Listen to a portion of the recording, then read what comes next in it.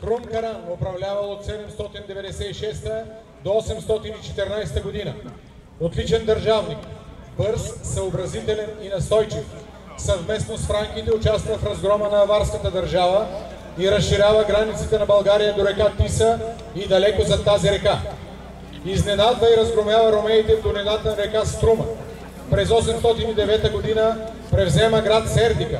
Променя и смекчава българското законодателство. Пред българските закони всички са равни. В тях има и социална грижа и борба срещу тиранството. А на всеки просек, зимотен, да се дава не каквото и да било, но да бъде от съответната местна власт толкова задоволен с отмерване на парче земя, че да не подлага отново ръка за просия. Докс, брат, младши съвладетел на хан Крум, командващ на централните войски. Кахан, Буилкав ханът Иратаис, командващ лявото крило. И Чергу Буила Зитко, командващ дясното крило. Кана Буила Колобър, върховният жрец. Жупан Силин, Жупан Таркан Шун, Таркан Нигавон Зера Таркан, Бори Таркан, Маготин, Багатур Багаин Славнас, Багатури, героите от гвардията. От багатурите се сформират отделни войскови части, действащи като главна ударна сила. Багатур Буил Колобър Чепа. Копан Корсис, Корш, отговарящ за статното имущество на българската войска. Минник, първи сред конярите. Крон, Книн, Чиготи, мечоносци, личните стражи на владетеля.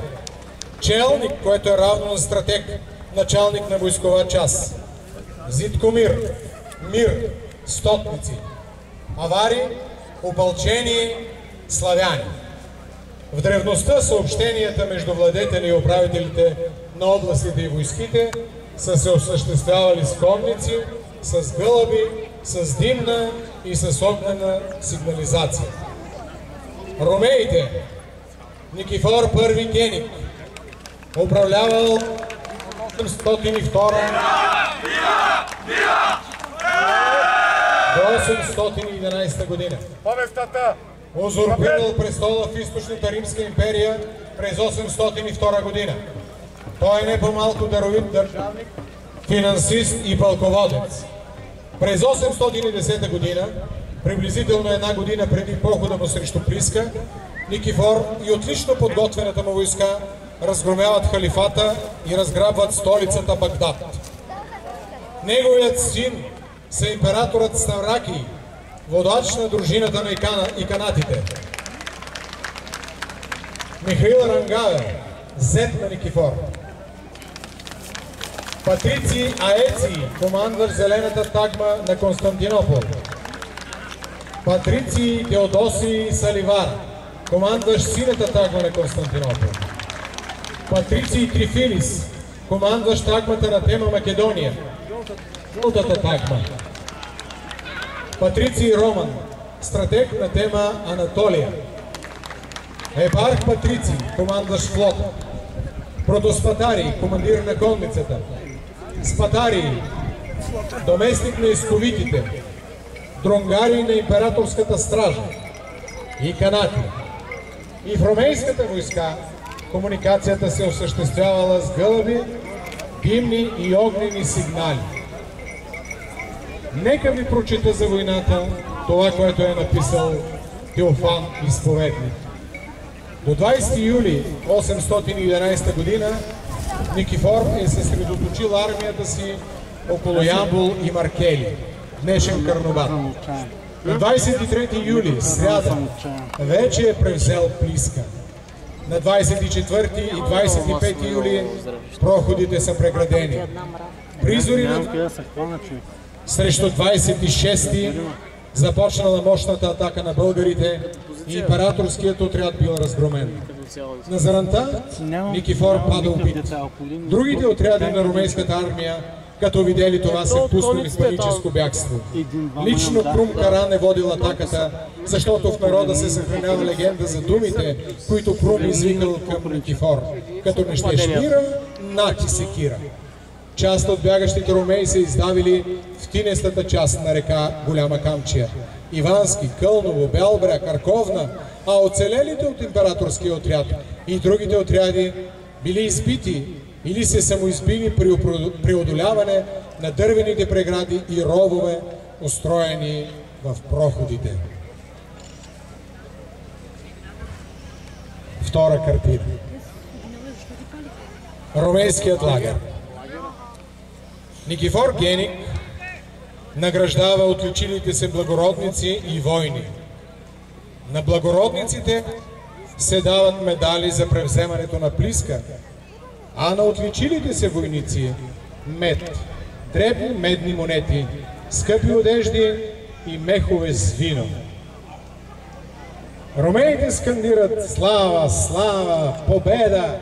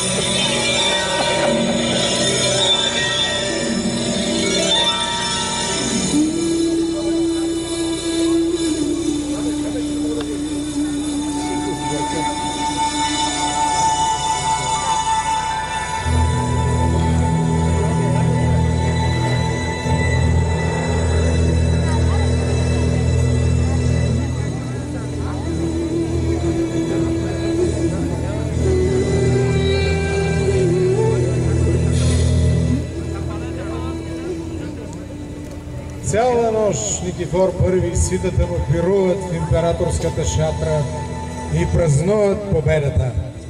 Войниците край лагерните огнове също надигат меховете с вино. Радват се на плячката и на заграбените богатства. Обладан от някакво безумие, император занемарил своите дела, а войската плечкосала, като опожарила неожънатите ниви, осъкатявала говедата, като изваждала ремъци от слабините им, макар животните да ревели със силен глас и да се гърчили от болка, колели свине и овце и вършили това, което не е право. За средновековният войник, който е и селянин, е било по-нормално да убие друг войник или селянин, който защитава имота си, да ограби, да изнасили жена му или дъщеря му, да ги отведе като рубини, но не и да убива или да измъчва животните, които също са част от плячката. И тъй някои, като видели липсата на ред и свързаност у Никифор, започнали да бягат и да си отиват с някаква хитрина. Тези много войници, които са дезертирали от ромейската армия, са били насилно мобилизираните европейски набори и много вероятно част от тях с български произход. Неспазването на военната дисциплина дала възможност да се измъкнат без опасност за живота си. Българите, оставяйки ромейската войска да се разложи от грабежи и пиянство, строили огромни прегради в теснините и копаяли дълбоки ровове зад тях. Преградите са били като стени от цели вековни дървета, свързани и забити в земята.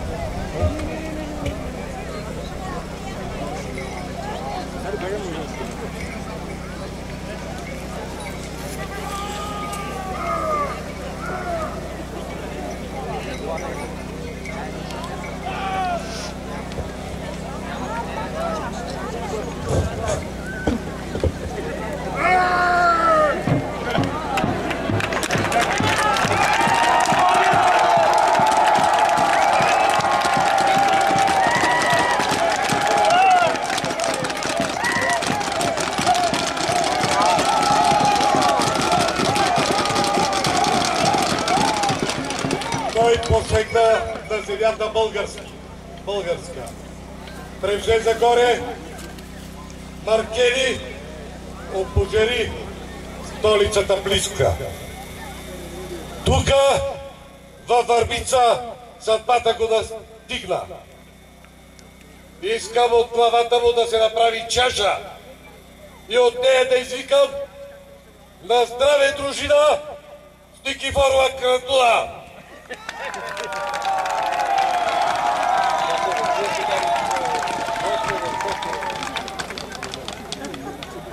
Прогорете ги от тази земя свещена. Прогорете ги да не стъпва вражески крак тук. Горете ги! Напред!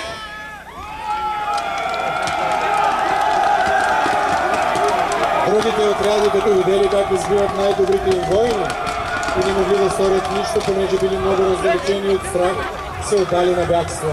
Бягащите от императорския отряд, главно патрици и началници и синове на началниците, в паническото си бягство попаднали в най-тинестата и мъчно проходима част на река Голяма Камчия.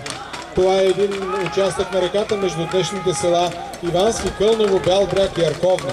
Тук навлезли бегалците със своите коне, без да намерят брод, затъвали в кината и били сгазвани от следващите бегалци. Реката се изпълнила с хора и коне, по които могли да преминат като по мост оцелелите и българите, които преследвали бягащите. В реката погинали всички патрици и останалите началници. Онези пък, които се спасили от реката, достигнали и се сблъскали с укрепената и мъчно проходима преграда. Не могли да я заобиколят или прескочат. Бегалците изоставили конете си и започнали да се катерят, драпайки с ръце и крака по оградата. В ужаса си бегалците се хвърлили от високата преграда в дълбокия ров и се убивали на място, или усъкатени не могли да бягат повече. Явно става дума за млади, защото катеренето по високи огради не е за всеки. И понеже отвъд бил изкопан дълбок ров, те като се хвърлили от височината, разкъсвали ставите си, едни умирали на място, а други, като повървявали малко, падали на земята и понеже не могли да ходят, умирали от глад и жажда. На други места, в други проходи, някои не толкова оплашени, запалили преградата, която паднала над изкопа, който така станал по-страшен и от самата река, защото спусналите се непредпазливо по него бегалци падали в рова с огъня заедно с конете си. Това нещастие било по-лошо от гибелта в реката. От разказите на летописците се вижда огромния страх и ужас, който владее ромейската войска и главно императорския отряд. В паниката си те се изпотъпкали един друг в реката. Изгарят, пребиват, усъкътяват самите себе си. Усъкътените умирали от глад и жажда, изоставени от другарите си. Не се съобщава за убити с мечове, стрели или копия. Това означава, че главните български сили са се насочили към останалите ромейски легиони с не толкова благороден и страхлив състав и са избили и тях. Ромеите захвърлят оръжието и масово се предават. Ромейските летописци справо ридаят за цвета на аристокрацията, главно за синовете на началниците, прекарващи самия разцвет на младостта, притежаващи прекрасни тела, които сияели с белота и златост на косите, защото мълцина се спасили, като пристигнали вкъщи почти всички измрели. Умрял и раненият гърба император Ставракий, синът на Никифор, само след 2 месеца царуване. И така българското оръжие, българския дух спечели една голяма и славна битка. Битката във Върбишкия проход. Слава!